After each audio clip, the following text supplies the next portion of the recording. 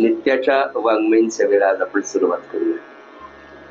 एकनाथी भागवताच्या या 8व्या अध्यायांतर्गत जो आपला 4था श्लोक आज आपण सुरू करतोय, साधारण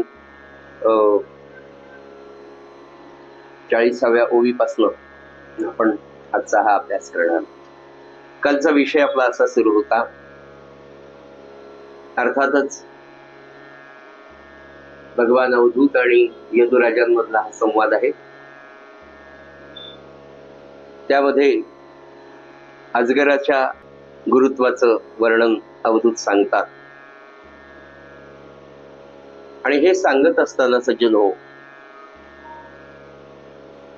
सारामृत म्हणून साधनामध्ये अशी एक अवस्था साधकाची येते की त्या साधकाचं मन सर्वस्वी एका विशिष्ट काळानंतर साधनेतल्या आत्मानंदामध्ये दंगून जातं, बुडून जातं. तो त्या स्वतःच्या आत्म्याच्या आनंदामध्ये सर्वस्वी बुडून गेल्यानंतर त्याला मग देहाचं भान राहत नाही. आणि देहाचं भान नसल्यामुळे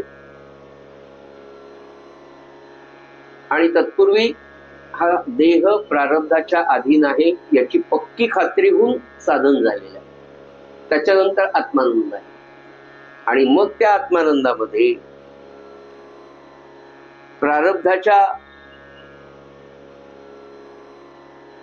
संकेतानुसार संपूर्ण जीवन त्याचा देह चालत असतो. या अवस्थेचं वर्णन या अवधूताच्या गुरुत्वामध्ये नाथ महाराज करत असतात.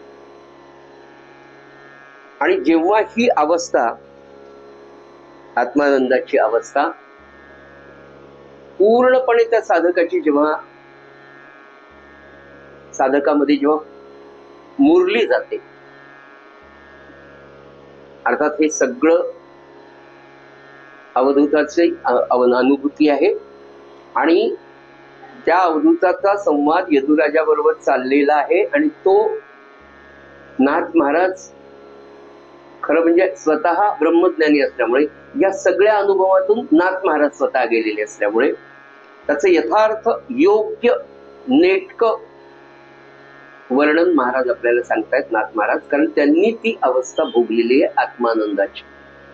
त्याच्यामुळे ते म्हणतात की अशी अवस्था काही काळ येते की त्याचा देह पूर्णपणे प्रारब्धावर, आपण ती काल त्याचं वर्णन सगळं पाहिलेलं आहे, पुन्हा ते करत नाही आता. आणि मग त्याच्यातून मग ती कोणत्या साधकाला वर्षाची राहते, कोणाला 9 महिने, कोणाला 6 महिने, कोणी 3 महिने ती अवस्था भोगतात.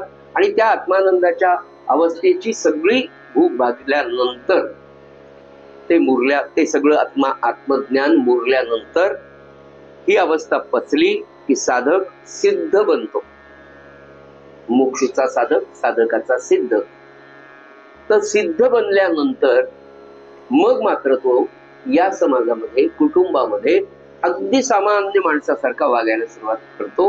नव्हे, तो पहिलाच तसा असतो, फक्त ती अनुभूतीची जी काही काळ असतो तेवढ्यामध्ये तो थोडासा वेगळा आपल्याला दिसतो. पण ती अवस्था पचवल्यानंतर तो समाजामध्ये सर्वसामान्य माणसासारखा गृहस्थाश्रम आचरण करताना दिसतो.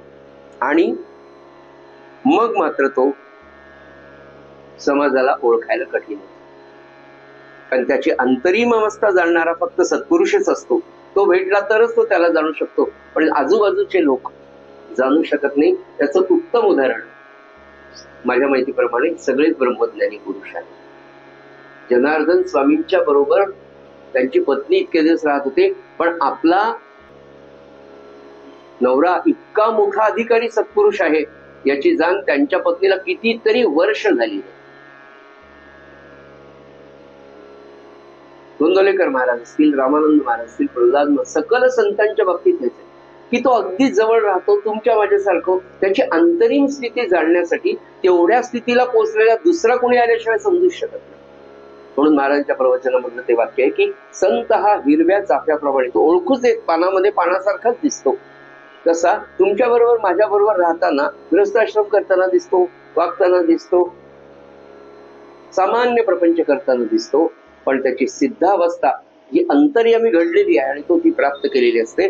नाथ महाराज म्हणले त्याला ओळखून काढणं फार कठीण. नाथ सुद्धा तेच सांगतात की अशा सिद्ध महापुरुषाला समाजामध्ये ओळखून काढणं फार अवघड असतं. पुढे म्हणाले, पुढची ओवी अशी होती की अजगराशी बळ उदंड. कालच विषय झाला शेवटचा टप्पा, की त्या अजगराकडे प्रचंड सामर्थ्य आहे. त्याचा देह पण खूप मोठा आहे, सामर्थ्य खूप आहे. त्यांनी जर एखाद्याला बिळखा घातला तर संपलंच. एखादा छोटा प्राणी पक्षी जेव्हा त्याच्या मुखात जातो ना, जो आत उडून घेतो ते पुन्हा संपलंच, नाहीच, त्याला बाहेर येणं शक्यच नाही. इतकं सामर्थ्य, एवढा मोठा देह, पराक्रम सगळं असून सुद्धा परी न करी उद्योगाचे बंड, पसरून तोंड पडिला असेल. इतकं सगळं त्याच्याकडे शक्ती आहे, सामर्थ्य आहे, देह आहे, पण उदरभरणासाठी तो आपली शक्ती खर्च करत नाही. एका दृष्टिकोनातून जर आपण त्याच्याकडे पाहिलं, आणि पाहतोच आपण सगळ्यांनी, मग म्हणतो काय अजगरासारखा सुस्त पडला, एवढी शक्ती बुद्धी अमक तमक नुसता पसरून राहतो असं आपण म्हणतो. पण त्याच्या पुढची ओवी, तैसाची योगी या केवळ, शरीर असे शारीर बळ, बुद्धी असे अतिकुशळ, इंद्रिय बळ पटुतर. अवधूत सांगतात की योग्याचं अगदी तसंही त्याच्या शरीरामध्ये बळ आहे, त्याच्याकडे बुद्धी आहे, तो अतिशय कुशल आहे सर्व कर्मांमध्ये. त्याची इंद्रिय देखील पटुतर, इंद्रिय पटुतर म्हणजे तरतरीत आहे. आळशासारखे बसले आता काय म्हणून म्हणलं, पूज्य श्री महाराजांना ज्यांनी पाहिलं, 87व्या वर्षी महाराजांनी देह ठेवला, 86व्या वर्षीपर्यंत शरीर अगदी उत्तम. ज्यांनी सेवा केली अखंड, विनायकराव म्हणाले ना, महाराजांच्या मांडीला पिंडरीला जसं बोट लागलं तर बोट आत जातो. धन्य जगी या गुरुवर्य, हे मारुती अवतार होते ना ते. दुसरं चापल्य इतकं, हात टेकून नाळून आपल्या शरीराच्या आपल्या दुसऱ्याचं बोलूच नाही, चापल्य इतकं होतं. तर ते म्हणतात की योगी याचं शरीर कसं असतं, योगी पुरुषाचं, संत महापुरुषाचं चापल्य. अगदी अलीकडे 2006ला पूज्य श्री बाबा म्हणजे कस्तुरी शास्त्री देह ठेवला, 98व्या वर्षी देह ठेवला. तर वयाच्या पाहिलेली गोष्ट 85-86व्या वर्षी मयुरासन बाबा घालत, म्हणजे फक्त 2 हातावर पूर्ण देहाचा विमानासारखा उभं करायचा. 85व्या वर्षी हा शरीर असं.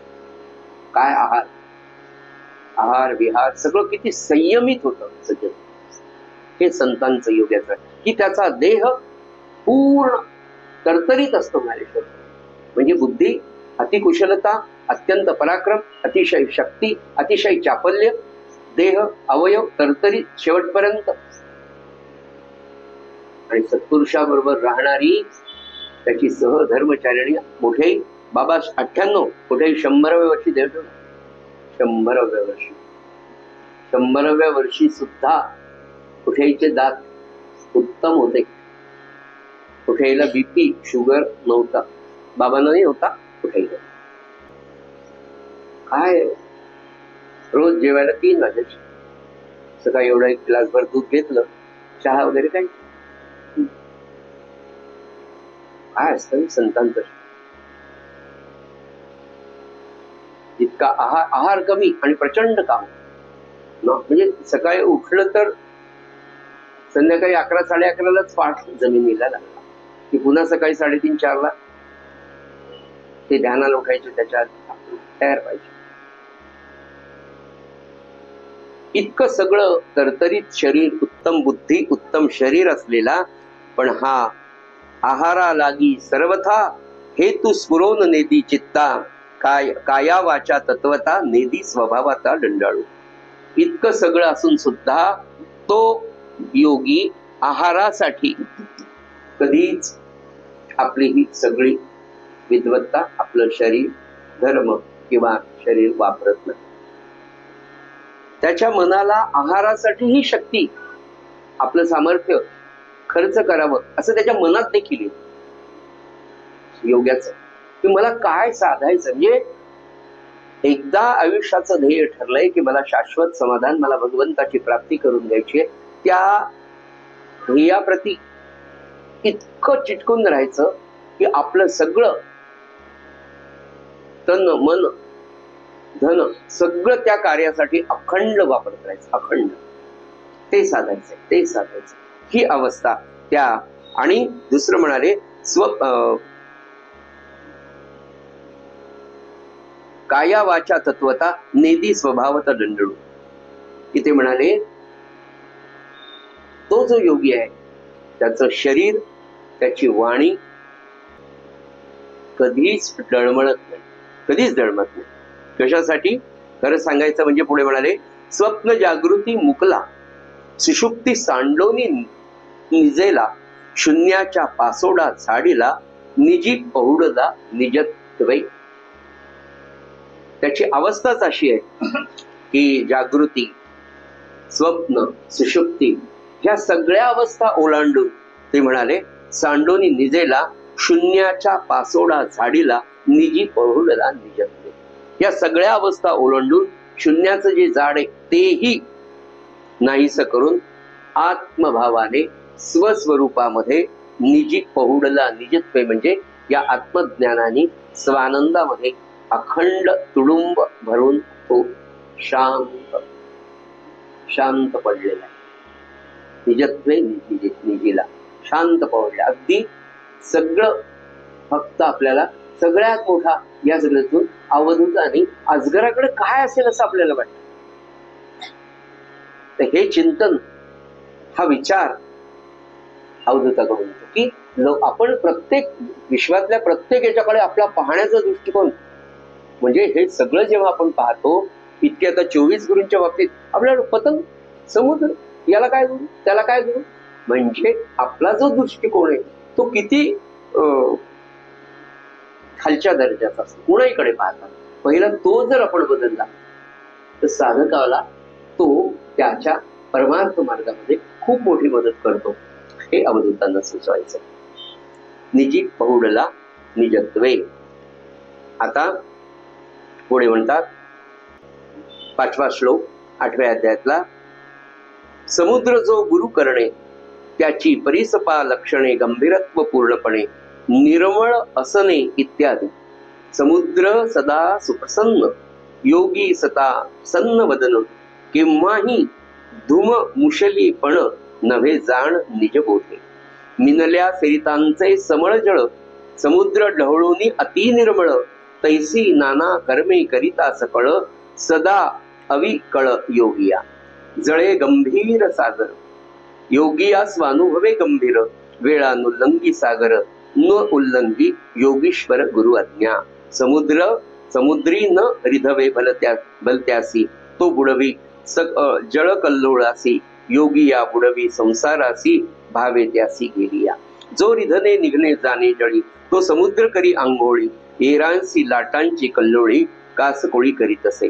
तैसेच योगियासी सलगीन करवे भलतियासी आप भय भीती आपेसी तो भाविकासी सुसैव्य. अवधूत सांगतात की यदुराजा, आता हे अजगराचं तर मी सांगितलंच म्हणाले. आता मी सर्वश्रेष्ठ 24 मधला 10वा गुरु तुला सांगतो. आणि तो 10वा गुरु जो मी केला तर राजा तो आहे समुद्र, सागर. त्या समुद्राचं वर्णन करण्याच्या पूर्वी थोडस आपण एक पाहू की आता ह्या पुढच्या ज्या समुद्रा संदर्भातल्या ओव्या येणार आहेत याच्यामध्ये नाथांची खरी भूमिका किती सुंदर आहे. समुद्राला समुद्र जो गुरु करणे, की समुद्राला जे गुरुपण दिलेलं आहे या गुरुपणाचं वर्णन करताना नाथ महाराजांनी सत्पुरुषांच्या जीवनाची कितीतरी वेगवेगळी अंग आपल्याला आता या समुद्राच्या संदर्भात, तो योगी किंवा त्या संत संदर्भामध्ये सत्पुरुषांच्या संदर्भात सारखा शब्द योगी योगी आला असा आहे. म्हणजे त्यांना तिथे नाथांना संत सद्गुरू हेच सांगायचंय योगी या रूपात. तर ते कितीतरी प्रकारचं एक सत्पुरुषाचं जीवन किती बारीक सारीक गोष्टींनी भरलेलं असतं आणि त्यांची प्रत्येक गोष्ट की शास्त्राला धरून आणि समाजाला किंवा त्यांच्याकडे येणाऱ्या सद्भक्तांना घडवण्यासाठी प्रत्येक गोष्ट किती सुंदरपणे ते आचरतात.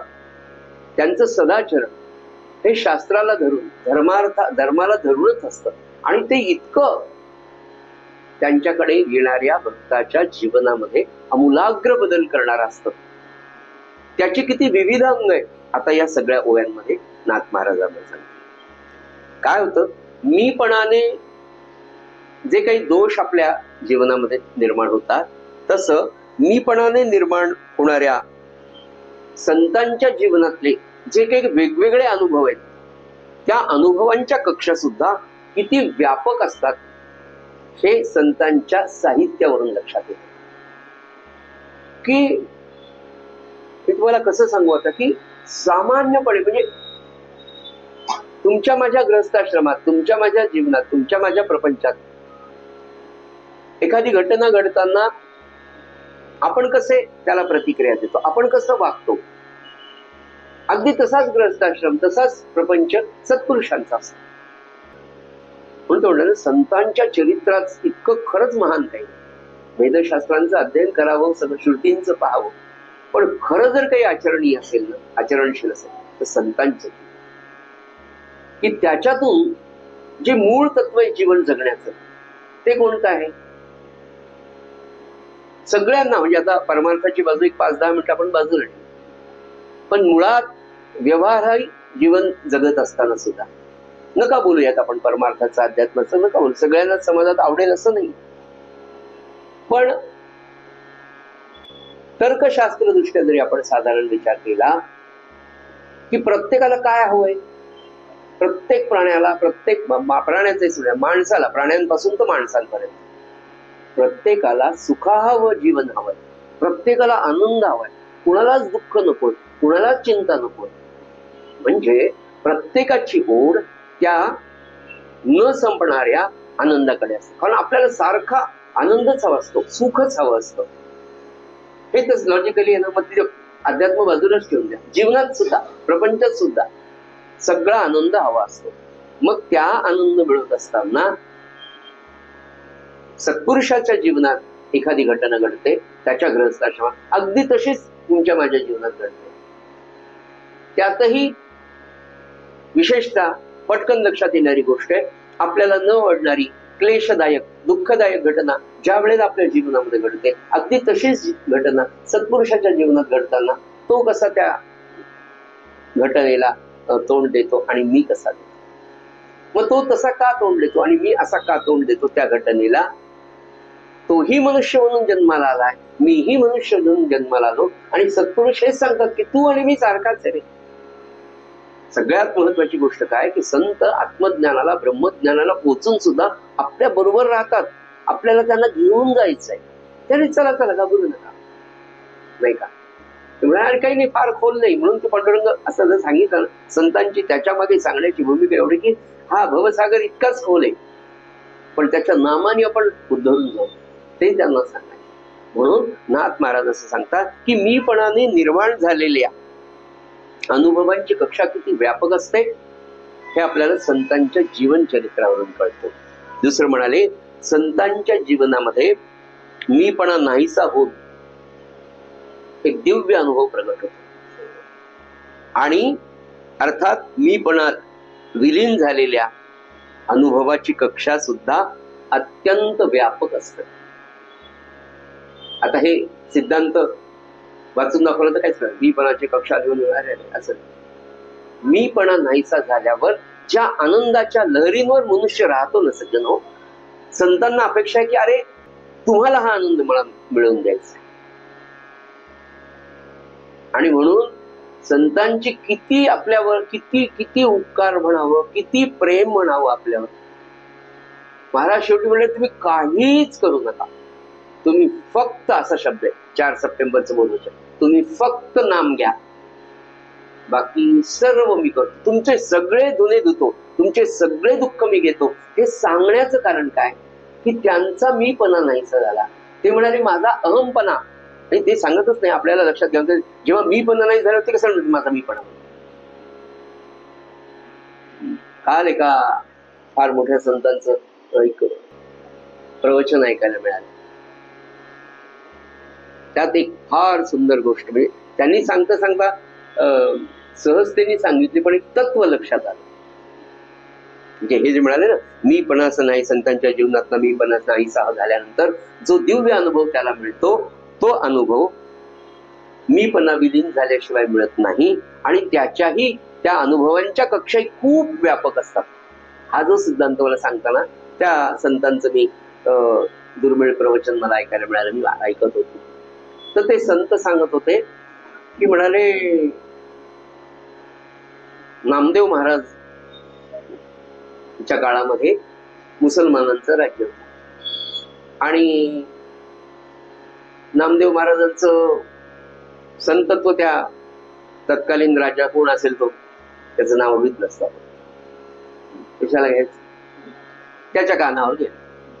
तेवढे फारच मोठा संत असेल तर लावा बोलावं उसको. अरे बा, त्याला म्हणे नामदेव महाराजांना नेलं, पकडून दिलं. ते म्हणे, आप बहुत बड़े संत है, ऐसा है वैसा हमने सुना है, तो दिखाओ बोले तुम्हारा चमत्कार, काय तुम्हारा भगवान और कैसा है वगैरे करून काय केलं तर त्यांच्या समोर एका गाईच्या मानेवरून चाकू म्हणजे मुक्तीचं गळ्यापासून कापला आणि म्हणाले आता हिला जिवंत करू. आणि मग नामदेव महाराजांनी प्रार्थना केली भगवंताची आणि ते मुखकमल पुन्हा त्या गाईच्या धडाला लावलं. पांडुरंगाची प्रार्थना केली आणि ते मुखकमल जोडल्या गेलं. एकदम गाय उठली, हंबरून निघून गेली. तो राजा तो पाया पडला. मग त्यांनी चांदी चेन, सोन्या चेन, रत्न असलेले पलंग, आमकं तमकं काही नाही. ते म्हणजे मला काही नको, ते फेकून पडले.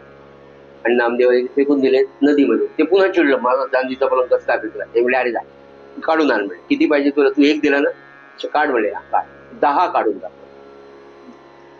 त्याच्यामध्ये त्या सत्पुरुषांनी जे संतांचं नामदेवांचं वर्णन करताना असं सांगितलं की जेव्हा त्या गायीचा शिरकमल कापल्या गेलं तेव्हा, आणि पुन्हा सांगितलं आता हिला जिवंत करून दाखव, त्यावेळेला नामदेवानी विठ्ठलाची जी प्रार्थना केली तेव्हा त्या संतांनी एक वाक्य कि जो सिद्ध पुरुष होता है उसे भी मालूम नहीं होता कि मैं सिद्ध हूं, इसीलिए वो प्रार्थना करता है. जो सिद्ध होते हैं, जो संत होते हैं, उनको भी मालूम नहीं रहता कि मैं सिद्ध पुरुष हूं. क्यों क्यों मीच राहिलेले नाही, मी कोण आहे म्हणून सांगायला. सिद्ध पुरुषांना मी कोण आहे त्यांचा मीच नाहीसा झालाय ना. किती व्यापक आहे हा अनुभव, किती व्यापक आहे मला विचारला. की सिद्ध पुरुषाला, ब्रह्मज्ञानी पुरुषा, म्हणून ते म्हणाले ज्याला ब्रह्मज्ञान झालं तो सांगू शकत नाही. याचं कारण ते सांगायला त्याचं मी पण राहिलेलं नाहीये, इतका त्यांचा मी राहिलेला संपलेला आहे. म्हणून नाथ महाराज म्हणतात की मीपणा विलीन झाल्यानंतर अनुभवांच्या कक्षा सुद्धा किती व्यापक होऊन जातात. आणि मग त्यांनी ती प्रार्थना केली. किती सुंदर आहे हे वाक्य, सगळ्यांनी खरं करून ठेवलं पाहिजे की सिद्ध पुरुषाला सुद्धा मी सिद्ध आहे, मी संत आहे, मी ब्रह्मज्ञानी आहे लक्षात येत नाही. कारण हे जाणण्यासाठी मीच राहिलेला नाही. इतकं देहबुद्धी शून्य होणं, मीपणा नाहीसा होणं, मी माझं अमकं तमकं, मीच नाही तर माझं कोण आहे, ही अवस्था जे म्हणले ना आधी आपल्याला, आपण अजगराच्या बाबतीत पाहिलं की ती अवस्था मुरायला, ते आत्मज्ञान मुरायला. म्हणून जेव्हा ब्रह्मचैतन्य महाराजांना अनुग्रह दिला तुकामाईंनी, समर्थांना अनुग्रह दिला प्रत्यक्ष रामरायांनी, तेव्हा तर ते सिद्ध पुरुष होऊनच गेले, त्यांना ब्रह्मज्ञान प्राप्तच झालं होतं. रामदास स्वामी म्हणाले रामाला, झालं मी आता तुझ्या चरणावर डोकं ठेवलं, मला तुझ्यात विलीन करून घे. ते म्हणले याच्यासाठी तुला ब्रह्मज्ञान दिलं का, अजून तुला खूप कार्य करायचं. तुझ्या मृत्यूनंतर काय होणार आहे, तुला याच्यासाठी ज्ञान दिलं नाही. आणि जा म्हणाले आता सगळ्या हिंदुस्थानची पदयात्रा करा, समाज पहा, समाजाची दुःख पहा आणि त्यांना त्या अवस्थेतून सोडवण्यासाठी तुम्हाला काय करता येईल याच्यासाठी तुमचा जन्म आहे. अगदी तीच गोष्ट ब्रह्मचैतन्य महाराजांच्या बाबतीत झाली. 12व्या वर्षी तुकामाईंनी त्यांना ब्रह्मचैतन्य केलं आणि ब्रह्मचैतन्य केल्यानंतर म्हणाले आता घरी न जाता तुम्हाला जे ब्रह्मज्ञान प्राप्त झालंय ते केव्हा झालंय? संपूर्ण देहबुद्धी शून्य झाल्यानंतर. त्याच्या कथा आपल्या सगळ्यांना माहिती. इतक्या लोकांनी वयाच्या 12व्या वर्षी मारलं. किती मारलं असेल? 5 लोकांची मुलं तुम्ही बुडवून टाकले. त्याच्यावर तुम्हाला बसवायला सांगितलं, त्याच्यावर तुम्हाला मौनात बसवायला सांगितलं. सद्गुरूंनी मौनात सांगितलं, मौनात बसले, शांत बसले. 5 पालक आले आणि उसाच्या दांड्यांनी मारलं 12 वर्षाच्या मुलाला. तरी मी किचू नाही. मी पण किती शून्य होतं. त्या मीपणाच्या विलिनीकरणानंतर येणाऱ्या दिव्य अनुभवाच्या कक्षा कशा रुंदावल्या जातात, किती व्यापक असतात सज्जन. म्हणून संतांचं चरित्र. आणि त्याच्यानंतर तुकाराम म्हणाले, बाळा आता हे तुला मी ब्रह्मचैतन्य केलं म्हणजे ब्रह्मज्ञान दिलंच आहे. आता हे ब्रह्मज्ञान मुरवण्यासाठी घरी न जाता संपूर्ण हिंदुस्थानची परिक्रमा करून ये. समाज पहा. समाजाची दुःख म्हणजे आधी समर्थ 16व्या शतकात आणि 1857 नंतर 19व्या शतकाच्या शेवटच्या उत्तरार्धामध्ये ब्रह्मचैतन्य पेरताय. संपूर्ण देश पालथा घालताय. सगळ्या समाजाची, सगळ्या गृहस्थाश्रमांची, प्रापंचिकांची परिस्थिती पाहतात. आणि आता या कलियुगामध्ये या सगळ्यांना या दुःखातून मुक्त होण्यासाठी आणि दुसरं त्यांची कर्तव्य त्यांनी व्यवस्थित करावी. मग ती कर्तव्य पहिल्यांदा कुटुंबापासून सुरू होतात सज्जनो.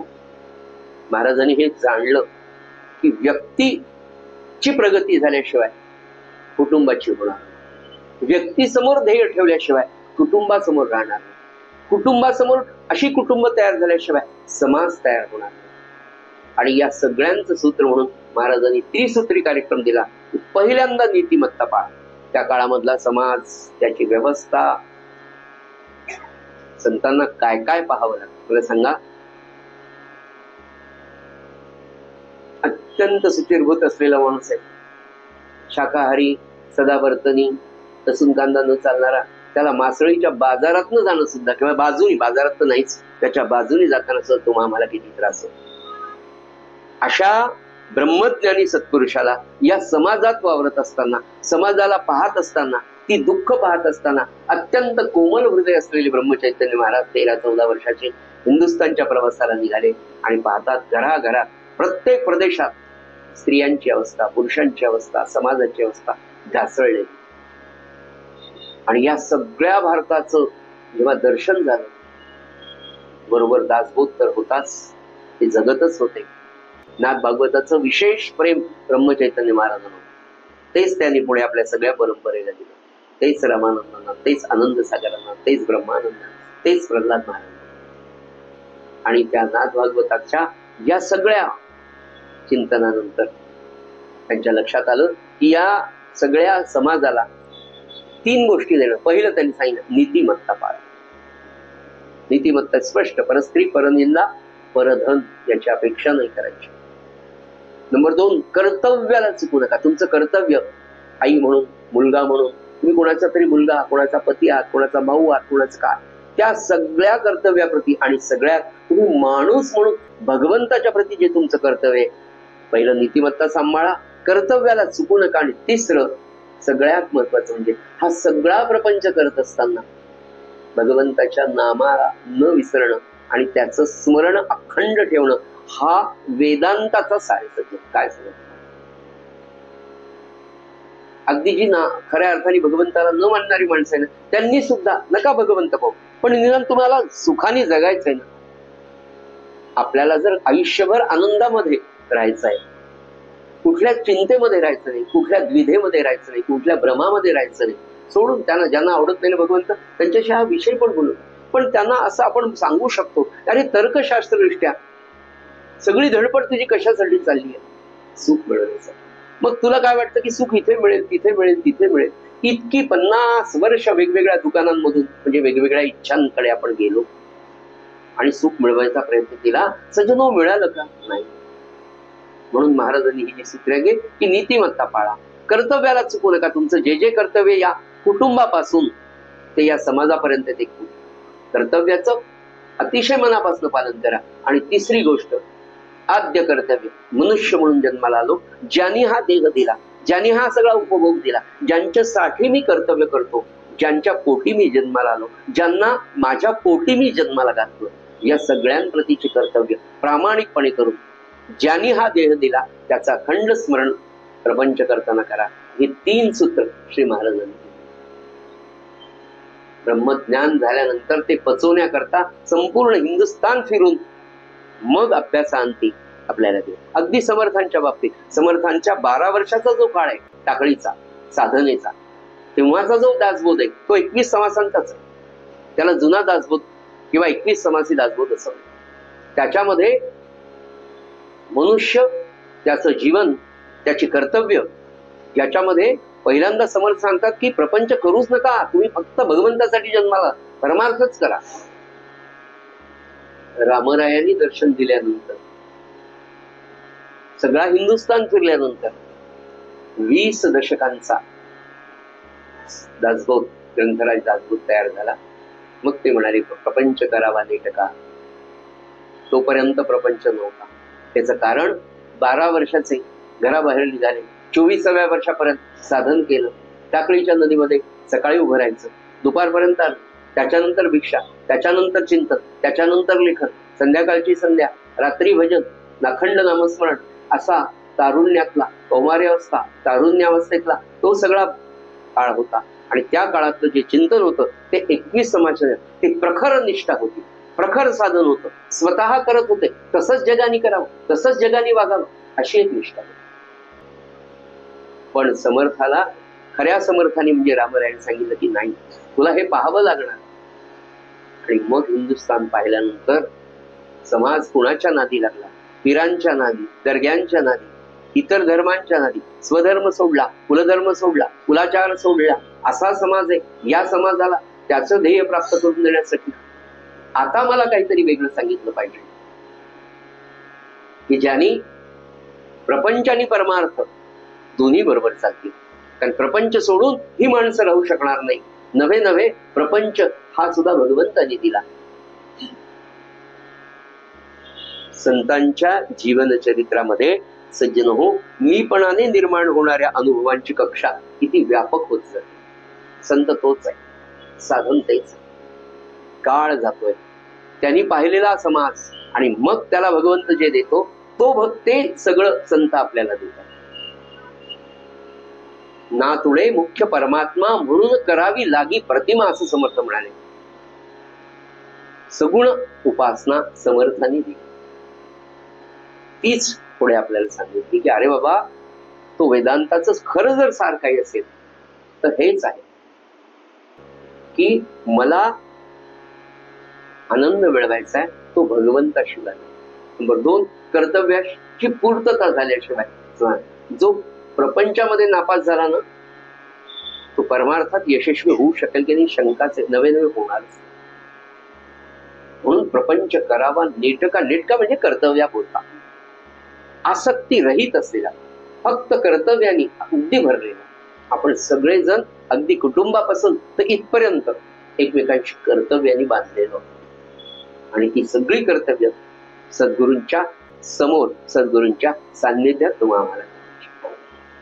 म्हणून सज्जनो, नाथ महाराज इथे मात्र विचार करताना आणि मग पुढे म्हणाले, आत्मानंदाचा अनुभव त्या योग्याचा हा अगदी समुद्रासारखा असतो. आणि कसा असतो तर तो खोल आहे, त्याचा अंत नाही समुद्राचा. तसा आत्मानंदाचा सुद्धा आनंद अगदी विस्तीर्ण आहे, अतिशय खोल आहे. दुसरा, या आत्मानंदाचा आनंद गंभीर रत्नगर्भी. ते म्हणाले ना, हा अनुभव खोल आहे, गंभीर आहे, रत्नगर्भ आहे. रत्नगर्भ कसा पुढे सांगतो मी तुला. आणि अखंड आणि पूर्ण आहे. जसं समुद्र पूर्ण आहे, समुद्र अखंड आहे, तो रत्नगर्भ आहे, तो गंभीर आहे, तो खूप खोल आहे.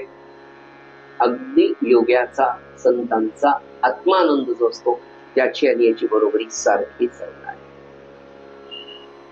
त्या समुद्राच्या खोलीचा अंत लागत नाही, तसा या आत्मानंदाचा अंत लागत नाही. सज्जन हो, प्रत्येक सद्गुरूंना आपल्या शिष्याला इथपर्यंत न्यायचं, त्या आत्मानंदामध्ये त्याला नाम नेलं की तो पूर्ण होऊन जातो.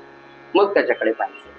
आपल्या प्रापंचिक दृष्ट्या लहानपणापासून आपण मुलगा मुलगी मोठं करतो, ग्रॅज्युएट पोस्ट ग्रॅज्युएट करतो, लग्न नोकरी लावतो, लग्न करून त्याला एकदा नातू झाला की आपण प्रापंचिक दृष्ट्या त्या ऋणातून मुक्त झालो, एवढंच आपलं प्रापंचिक कर्तव्य समजतो आणि याच्यातच आपण खरी इति कर्तव्य मानतो. पण प्रापंचिक दृष्ट्या एवढी इति कर्तव्यता हा आपल्या मानवी जीवनाचा एक छोटा भाग आहे. हे एक छोटं ध्येय आहे. ते फक्त कर्तव्याशी नाही, दुसरं मुख्य आद्य कर्तव्य भगवंतानी मला मनुष्य देह दिला तर त्याला प्राप्त करून घेणं हे आपलं ध्येय आहे. ते आत्मज्ञानाने ब्रह्मज्ञानाने शाश्वत समाधान प्राप्त करण्याने होतं. ते करणं त्याच्यासाठीचा हा अभ्यास.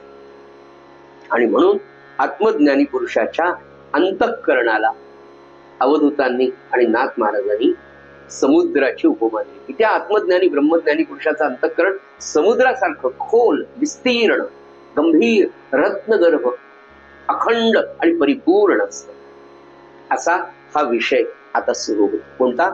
समुद्र जो गुरु करणे, त्याची परिसपा लक्षणे गंभीरत्व पूर्णपणे निर्मळ असणे.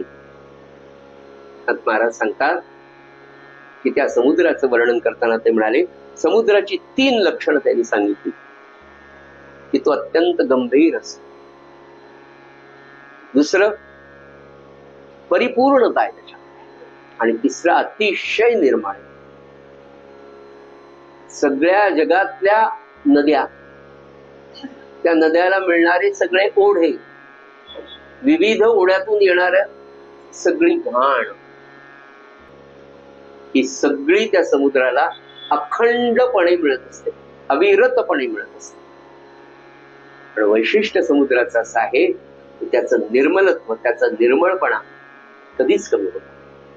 अगदी स्वच्छ असा निर्मळ, खूप खोल.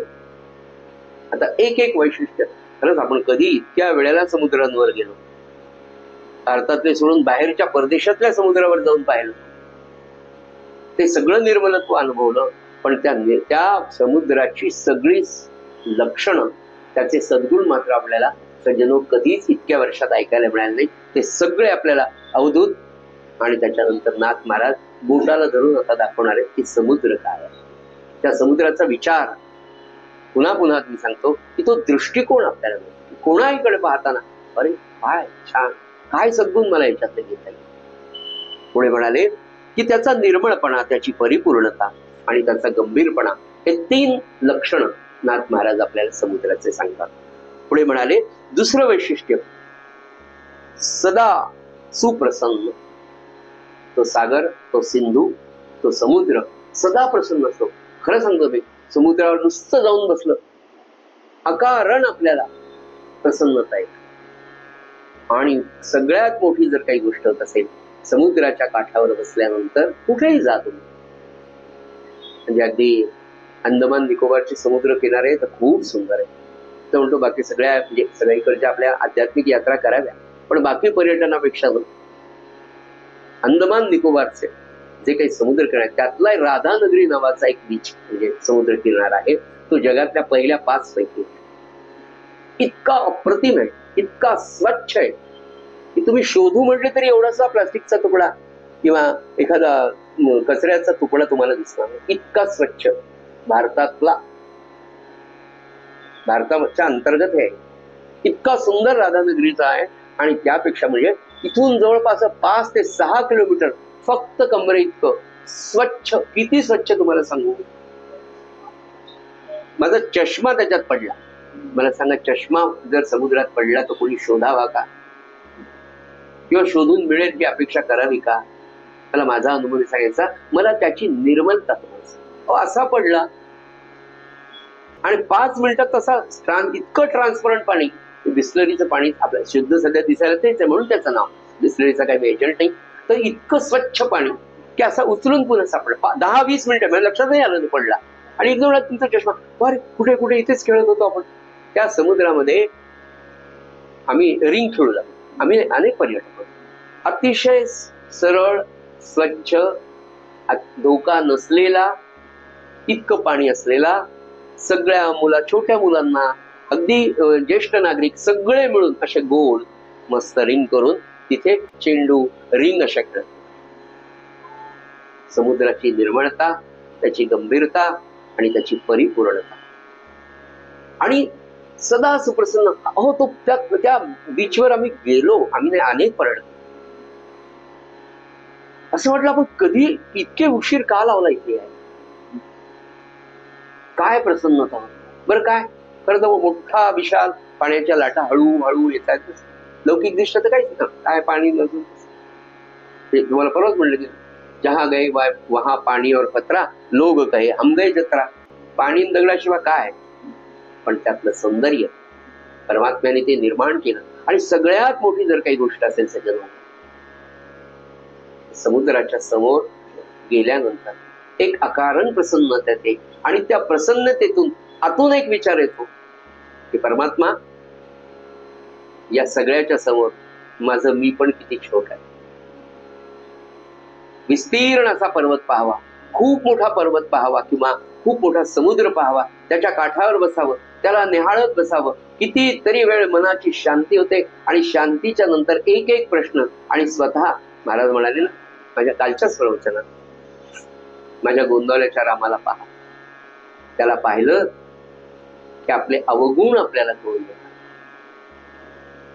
सगळ्या विश्वामध्ये मला सांगा, रात्री उन्हाळ्याच्या दिवसात गच्चीवर गादी टाकावी, सगळे लाईट बंद करून आकाशाकडे पाहावं. त्या आकाशाचा विस्तीर्णपणा, समुद्राचा विस्तीर्णपणा पाहताना येतं, अरे मी किती छोटा आहे. मी हा जो माझा अहंकार आहे, या संपूर्ण परमात्म्याने निर्माण केलेल्या सृष्टीतल्या एका भूताकडे पाहिला पण. आकाश पंचमहाभूतापैकी एक भूत आहे. वायू, सोसाट्याचा वारा सुटल्यानंतर कळतं धडाधड दारं लावून आत बसतो. असं करायचं. ज्यांची टिनाची घर असतात त्यांना तर किती त्रास. एक समुद्राकडे पाहिल्यावर अत्यंत प्रसन्न होऊन जातो मनुष्य, अकारण होतो. कारण ईश्वराच्या दर्शनाने ती शांती असते. ते का भगवंत म्हणाले ना, वेदांत आपल्याला ते सांगतो, मी चराचरामध्ये भरलेला आहे. त्या चराचरामध्ये तो कसा भरलाय आणि त्याची अनुभूती आपल्याला ती येते, की अकारण येणारी प्रसन्नता. कुठल्याही देवाच्या मंदिरात गोंदवल्याला जा, किरड्याला जा, आळंदीला जा, पंढरपूरला जा, थकवा इतका आलेला असतो. पण पांडुरंगासमोर जर उभा राहिला, एक क्षण पांडुरंग दिसावा, एक क्षण.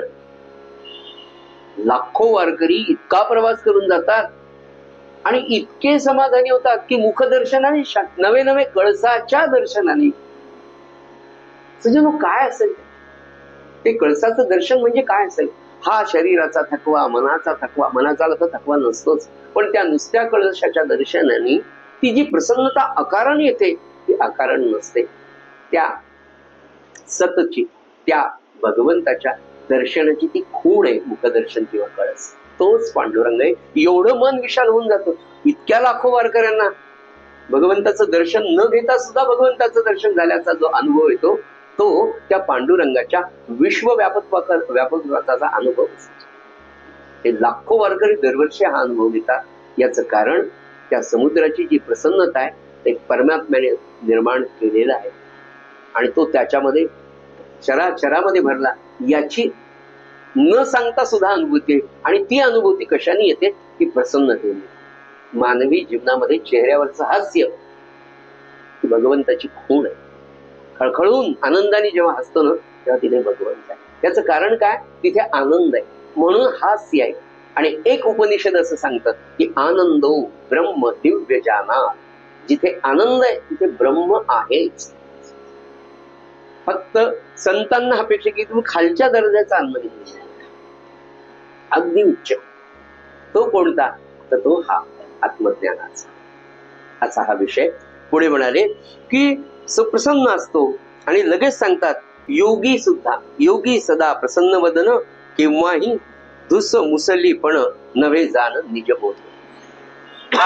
माफ करा. योगी सुद्धा म्हणाले सदा सर्व काळ प्रसन्न असतो. पूज्य श्री महाराजांच्या सहवासात राहणारे नित्य एक 3-4 सेवेकरी होते की ज्यांना जास्तीत जास्त काळ महाराजांच्या बरोबर 24 तास राहतात. त्यातलं एक आदरणीय विनायकरावजी दानवरकर हे माझ्या माहितीप्रमाणे 15 वर्ष जुजबी कारणं सोडली तर महाराजांच्या जवळ सकाळी म्हणजे 24-15 वर्ष त्यांच्या बरोबर. महाराज उठायच्या आधी उठणे, महाराज निजल्यानंतर किंवा महाराज सांगतील तेव्हा निजले. ते म्हणाले सगळ्यात मोठं म्हणजे ते म्हणाले मी देहात त्यांची सेवा करताना हे कधी माझ्या लक्षात आलं नाही. आज श्री महाराजांनी देह ठेवून 46 वर्ष होत आहेत, 46-47 वर्ष.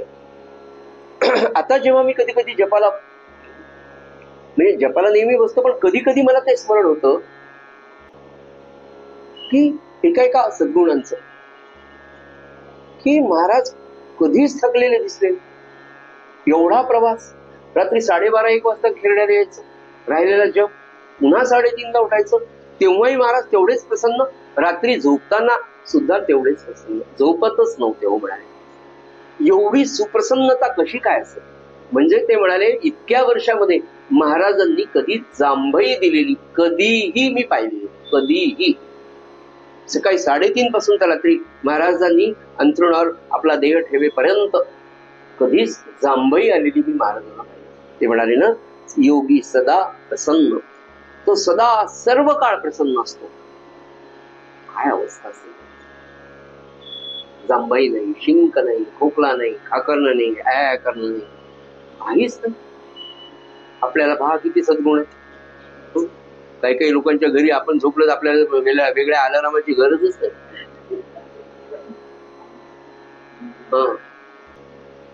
विनोदाचा भाग असो. मला सांगायचं की त्या योग्याची, त्या संताची सुप्रसन्नता ही म्हणजे ते जे म्हणाले की त्याचा देह कायम टवटवीत असतो. नुकती अशी सकाळी सकाळी मस्त पारिजातकाची किंवा मोगऱ्याची जुईची फुलं तोडून आणावी, याच्यामध्ये ठेवावी छान परडीमध्ये, ती सगळ्यांनी पाहावी. ती जशी पाहिल्याबरोबर माणसाचा प्रसन्न, तसा संत महापुरुष केव्हाही पहा तो सुप्रसन्न असतो. याचं पुन्हा सूत्र सज्जनो काय असेल? अखंड नाम. त्याच्याही पुढे आता रविवारी पुन्हा सगळ्यांना विनंती करतो, याची अनुभूती जर आपल्याला घ्यायची असेल तर रविवारी सकाळी 7ला जपायला. आज महाराजांना सांगून जा की महाराज आतापर्यंत मी कधी एवढी हिंमत केली नाही. ज्यांनी केली त्यांच्याबद्दल नाही, ज्यांनी केलीच नाही त्यांच्यासाठी. किंवा 13 तास मी बसतो. बसायचं म्हणजे आपल्याकडे सूत्र आहे, असं बसूनच ठेवायचं काही नाही. थोड्या वेळ बसा, थोडं इकडे फिरा, यांच्या घराला प्रदक्षिणा घाला, तेवढा तसं एक 13 तास मला जप करायचा.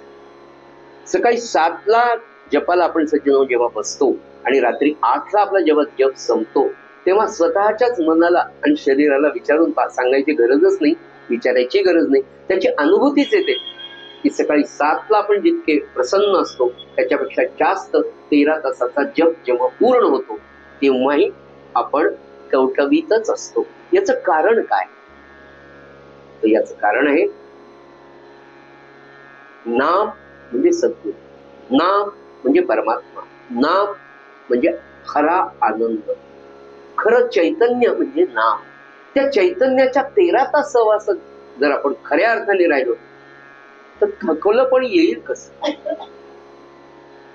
सारखं एनर्जेटिक जर राहिलं तर आपल्याला थकवा कसा येईल? हे त्याचं सूत्र आहे. याची फक्त अनुभूती या रविवारी कशासाठी? या रविवारी श्री महाराजांना अत्यंत प्रिय असलेले जे अंतरंग शिष्य होते त्यातले एक आनंद सागरांच्या नंतरचे श्री ब्रह्मानंद महाराज, त्यांची पुण्यतिथी. बापरे, सर्वपित्री अमावस्या आपल्याला काहीच, सर्वपित्री ब्रह्मानंद महाराजची पुण्यतिथी. तो दिवस सुद्धा श्री महाराजांनी, अमावस्या सुद्धा म्हणजे अमावस्या तर यांनी जन्म केला, सर्व पितरांची, सर्व पित्री पुन्हा सगळ्यांचीच पित्र, त्याची अमावस्या म्हणजे केवढीच अतिशय पवित्र. ब्रह्मानंद महाराजांनी देह ठेवून एवढा मोठा महापुरुष ज्या तिथीला गेला तो पर्वकाळ आहे. आणि त्या पर्वकाळाला त्या सत्पुरुषाचं चिंतन करून एकच झोळी पसरून मागायचं, फक्त नाम. तुमच्यासारखं थोडं एवढं तरी त्यांना मागायचं की महाराज एवढं तरी तुम्हाला जे प्रेम नामाविषयी सद्गुरूंविषयी लागलं ते मागण्याचा दिवस ब्रह्मानंद महाराजांच्या पुण्यतिथीचा आहे. म्हणून सज्जनो, रविवारचे परवाचा जो दिवस आहे त्या दिवशी आपण सगळेजण 13 तासांचा इथे जप करणार आहोत. 10:20 ब्रह्मानंद महाराजांचा गुलाल आहे, आपण तो करू. त्याच्यानंतर त्यांच्यावर थोडंसं चिंतन त्यांच्या कृपेने करूया. मग आपला दिवसभर जप सुरू असेल. संध्याकाळी 5 ते 6 पुन्हा नाथ भागवत आपण घेऊ. म्हणजे जास्तीत जास्त अजून टवटवीत ठेवण्याचा प्रयत्न लोगावकर परिवाराच्या वतीने आपण सगळे मिळून करूया.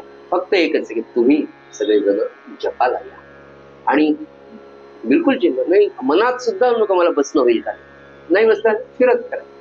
खुर्ची आहे, खाली आहे, पलंग आहे, पलीकडे आतमध्ये 2 कॉट आहे, सगळ्या प्रकारची व्यवस्था. ज्या अवस्थेमध्ये आपल्याला बसून जप करता येईल त्या सगळ्या अवस्थांची योजना लोगावकर करणार, काही प्रश्न. बाकी तर सगळं छान होईल. पण मनात पुन्हा भीती की 13 तास मला कंटाळा येणार का, येईल का. महाराजांच्या आपण कानावर होती, महाराज एवढं, आणि ते करतील. त्यांच्या कानावर घातल्यावर ते करणार नाही असं. पण त्याचही पुन्हा त्यांच्या आवडीची गोष्ट आपण करणार आहोत, नामस्मरण. अखंड 13 तास त्या नाम चैतन्यामध्ये जेव्हा आपण भिजून जाऊ ना, हा संध्याकाळी 8 वाजता उड्या मारतच घरी जायचं. नाथ महाराज सांगतात की सदा सर्व काळ तो योगी सुप्रसन्न असतो. आणि पुढे म्हणाले की अखंड आत्मानंद भोगत असल्यामुळे त्याच्यामध्ये कधीही दुश्चितपणा, धुसफूस, दुश्चितपणा, महाराज म्हणाले ना, नाम घेणारा माझा माणूस नाही, माझा अनुग्रहित असं ते म्हटले ते, नाम घेणारा माझा माणूस आहे. आणि माझा माणूस म्हटल्यावर मी त्याच्याकडे राहतोच. पण म्हणाले एखाद्या दिवशी एखादा माझा भक्त जेव्हा दुश्चित होतो, नाराज होतो, अस्वस्थ होतो, चिंता करायला लागतो, तेव्हा मला कळतं म्हणाले की हे कुठून यायला लागले, दुश्चितपणाच्या वेव्ज, नकारात्मक वेव्ज कुठून येत. महाराजांचं वाक्य की मला कळतं की कुठून येत आहेत हे, आणि मी जेव्हा पाहतो तेव्हा त्याच्याजवळ राहताना मला त्रास होतो. त्याचं कारण महाराजांना जेव्हा विचारलं की तुम्ही कुठे, तुमचं अस्तित्व कुठे आता देह ठेवल्यानंतर, तर 3-4 गोष्टी, मी गोंदवल्यात आहे, मारुतीच्या मंदिरात आहे, जिथे अन्नदान आहे तिथे मी आहे, जिथे हरिकीर्तन संकीर्तन चाललं तिथे मी आहे. पण पुढे जाऊन अगदी पुन्हा इतक्या याला आले महाराज की जो माझ्या स्मरणामध्ये प्रपंच करतो त्याच्या प्रपंचात देखील मी आहे, माझं अस्तित्व तिथेही आहे. आणि पुढे म्हणाले जो दुश्चित होतो, जो नाराज होतो, त्याच्याबरोबर राहायला मला त्रास होतो, मला कठीण जात. किरकिर करणाऱ्या लेकरांबरोबर आई बाबाला सुद्धा कंटाळा येतो. तसं महाराज म्हणाले जो दुश्चित्त होतो त्याच्याजवळ मला राहायला त्रास होतो, पण मी राहतो म्हणाले, तरी राहतो. तर आपल्या घरात आपल्या महाराजांना सुप्रसन्न ठेवण्यासाठी 2 गोष्टी आचरणाच्या दृष्टीने. एक, जे घडेल ऍक्सेप्ट करा आनंदाने. Okay Maharaj, yes yes boss. ऑफिसमध्ये आपल्याला कितीही नावडीचं काम त्यांनी ऑफिसमध्ये बोलवलं आणि सांगितलं हे तुम्हाला करावं, आपल्याला बिलकुल आवडत नाही, पण त्यांनी दिलं. बॉसच्या समोर हो हो यस यस थँक्यू ऑलराईट असं करून उड्या मारून करतो की नाही, किती बाहेर आलं त्याच्या नाव शंक करतो, पण करतो की नाही तिथे आपण. ऍक्सेप्टन्स किती महत्वाचा आहे सध्या. अगदी हेच महाराज म्हणाले, जे येईल ते तुमच्या प्रारब्धाने येणार, मी तुम्हाला ऍडजस्ट करून दिलेले त्यातही. ते सुद्धा म्हणजे काय, खूपदा रॉड पडणार होता आपल्या पायामध्ये, तर थोडं हेअर क्रॅक महाराजांनी दिलं. तर ते हेअर क्रॅक झालं म्हणून रडत बसायचं का रॉडच्या ऐवजी हेअर क्रॅक आला, हा विचार करून समाधानात राहायचं. याही पुढे काय घडणार आहे आपल्याला माहितच नसतं. महाराजांनी ज्या दिवशी आपल्याला म्हटलं ना, त्याच दिवशी आपलं सगळं पूर्वसंचित आणि प्रारब्ध त्यांनी पूर्णपणे रिशफल करून ठेवले. सोपं सोपं सोपं. आणि म्हणून ते सांगतात की अरे हे सगळं ऍडजस्ट, याच्यापेक्षा कमी होणं शक्यच नाही. म्हणजे तुम्ही एखादा तुमचा दुकानदार ओळखीचा, खूप चांगले तुमचे गेले 35 वर्षाचे संबंध, पण तो व्यापारी आहे, त्यांनी एक वस्तू 10 रुपयाला आणली, सगळे चार्जेस लावून बाजारातली किंमत त्याच्यात 20 रुपयाची, तो सगळ्यांना 20 रुपयाला विकतो. तुमच्या ओळखीचा आहे म्हणून त्यांनी 5 रुपयाला देईल का तो आपल्याला? नाही देणार. आपल्या ओळखीचा आहे म्हणून 20 रुपयाची वस्तू 18 रुपयाला, 17 रुपयाला, फार प्रेम म्हणून संध्याकाळी जेवायला बोलवतो 15 रुपयाला देईल, आहे की नाही? 15 पेक्षा कमी देईल का? नाही. मग आपण ते 15 मिळाले, 15 रुपये लोकांना 20, आपल्याला 15 रुपयात मिळायचा आनंद ठेवावा का? त्यांनी 10 रुपयाची वस्तू आम्हाला 5लाच द्यायला पाहिजे होती, 15लाच कशी दिली म्हणून रडत बसणं, हा जितका वेडेपणाचा भाग आहे तितका आपल्या प्रारब्धानुसार आपल्या वाट्याला येणाऱ्या गोष्टी स्वीकारण्यामधला फरक आहे. आपल्याला हे शिकायचं, जे घडेल ते त्या इच्छा आहे, ते माझ्या कल्याणाचं आहे. असं म्हणून समाधानात राहायचं, रडत नाही. काय महाराजांचे बोध, एक बोध वचन जर आपण आयुष्यभर घेतलं, एकच, त्याचाच अभ्यास करायचा. जे घडेल ते माझ्या कल्याणाचे, जे घडेल ते माझ्या कल्याणाचे, आनंद म्हणायचा, समाधान म्हणायचं. एवढं 3 गोष्टी राहतात. जे घडेल ते त्यांच्या इच्छेने कल्याणाचं, तिसरं मला समाधानात राहायचं. एवढं नाम घेत राहा, आनंद आनंद आनंद. आणि तो आनंद त्यांना आपल्याला द्यायचा. म्हणून तो योगी जो असतो तो आत्मानंद भोगत असताना कधीही दुश्चितपणा त्याला ठाऊक नसतो. या मार्गावर अवधूता जर चाललास तर तुला हे आत्मज्ञान प्राप्त होईल, असं अवधूत सांगतात. नाथ महाराज आपल्याला सांगतात. झालेली सेवा नाथ महाराजांच्या आणि सद्गुरुनाथांच्या चरणी आपण अर्पण करूया आणि आपला नित्याचा प्रार्थनेचा अभंग घेऊया. श्रीराम. आवडीने भावे हरी नाम घेसी, तू आवडीने भावे हरी नाम घेसी, तुझी चिंता त्यासी सर्व आहे, सर्व आहे.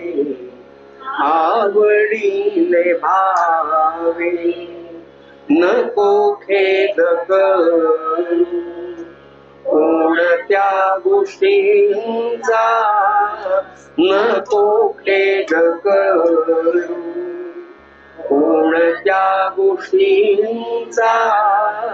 पती लक्ष्मीचा जाणत से, जाणत से. आवडीने भावे सकल जीवांचा, करी तो सांभाळ सकल जीवांचा, करी तो सांभाळ. तुझ मोकलील ऐसे नाही,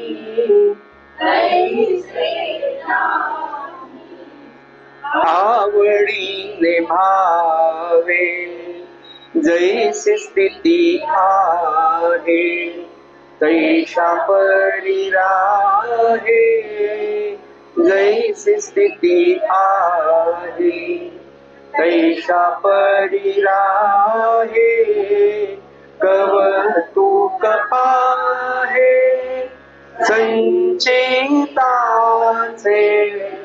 संचिताचे. आवडीने भावे एका जनार्दनी भोग प्रारब्धाचा, एका जनार्दनी भोग प्रारब्धाचा. हरी कृपे त्याचा नाश आहे, नाश आहे. आवडीने भावे हरी नाम घेसी, तुझी चिंता त्यासी सर्व आहे, सर्व आहे. आवडीने भावे, आवडीने भावे, आवडीने भावे. सद्गुरुनाथ महाराज